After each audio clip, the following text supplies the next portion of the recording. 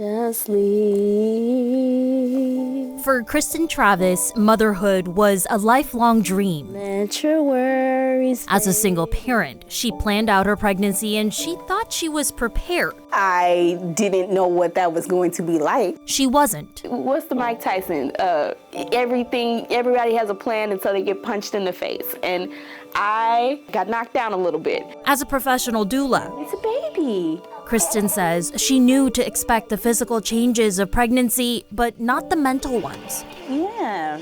The worst of it, I think, was the really intrusive thoughts. Kristen says her mental health got so bad because her first care team dismissed her initial concerns. Good job. She says she felt they were solely focused on the well-being of the baby than on her.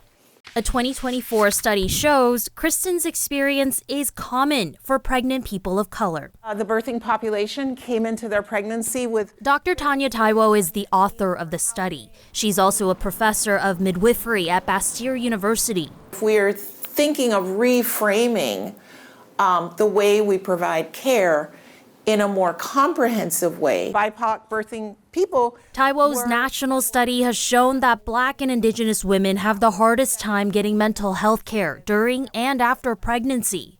The study also found that Latinas reported the lowest rates of postpartum screening for depression. I don't think you ever come out of a space where it's disappointing to hear these things, but is it surprising? No. The why behind this? Taiwo says is in part lack of support, not only for the mothers, but also for the providers. Many providers indicate that I don't know what I would do with the information. Many of my patients don't have comprehensive insurance, and so I don't have anywhere to refer them.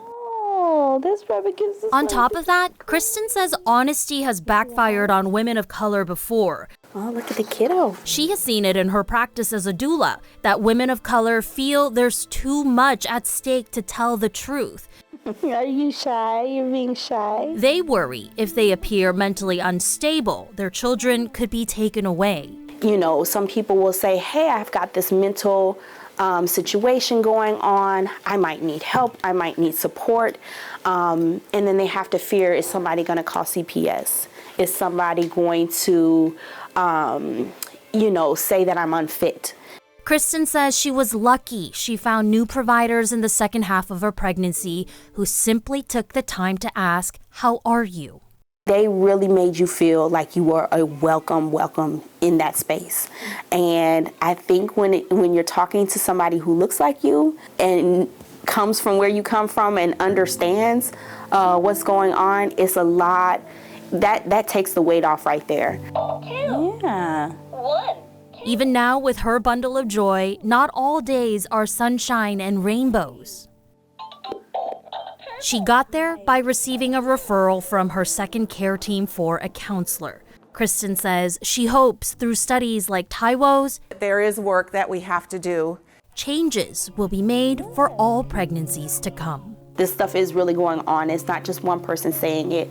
It's not just these people over there complaining.